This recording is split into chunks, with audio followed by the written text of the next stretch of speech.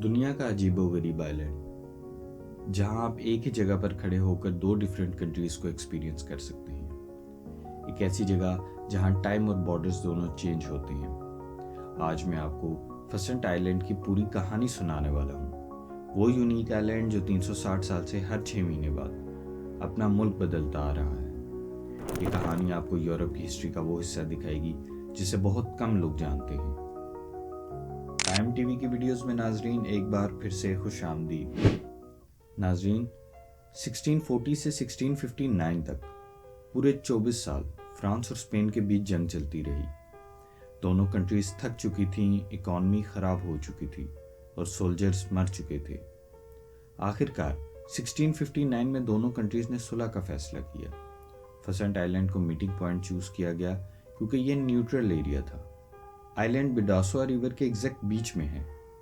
France के king Louis और Spain के किंग फिलिप की मीटिंग की पूरी तैयारी की गई। आइलैंड पर स्पेशल गोल्डन टेंट लगाया गया। 5 नवंबर 1659 को दोनों किंग्स अपने अपने शिप से आइलैंड पर पहुंचे।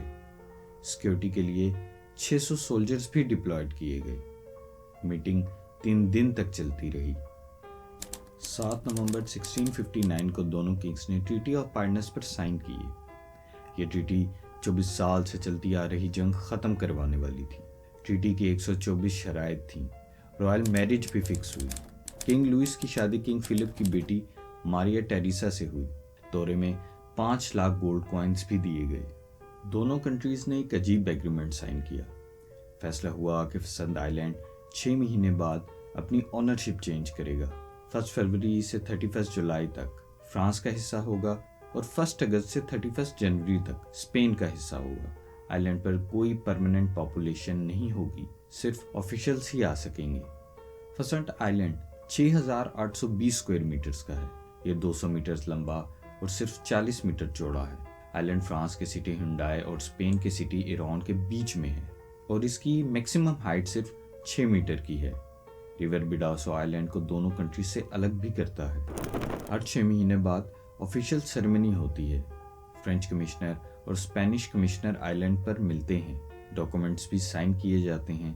फ्रेंच और स्पेनिश फ्लैग्स भी चेंज किए जाते हैं। सेरेमनी एग्जैक्टली 12 बजे होती है। दोनों कंट्रीज के नेवल ऑफिसर्स भी मौजूद होते हैं। 1713 ट्रीटी ऑफ अर्चन ने फसेंट आइलैंड के स्टेटस को कंफर्म किया। 1815 वायना कांग्रेस ने आइलैंड को भी रिकॉग्नाइज किया। 1856 में बॉर्डर कमिश्नर ने एग्जैक्ट मेजरमेंट इस्टेब्लिश किए। 1900 में परमानेंट मार्कर्स इंस्टॉल किए गए। 1940 में वर्ल्ड वार 2 के दौरान भी ट्रांसफर जारी रहा और आज तक ये सिस्टम जारी है। फ्रेंच नेवी और स्पेनिश सिविल गार्ड आइलैंड की ज्वाइंट रिस्पॉन्सिबिलिटी लेते हैं और हर कंट्री अपने 6 महीने की ड्यूटी में आइलैंड की सिक्योरिटी और मेंटेनेंस का ख्याल रखती है। इन्वायरमेंटल प्रोटेक्शन रूल्स को स्ट्रिक्टली फॉलो किया जाता है। कोई कंस्ट्रक्शन भी अलाउड नहीं है। आइलैंड कंडोमिनियम स्टेटस रखता है। दोनों कंट्रीज की ज्वाइंट एक्सरसाइजेज होती हैं। ऑफिशियल्स डॉक्यूमेंट्स को दोनों लैंग्वेजेस में रखा गया है।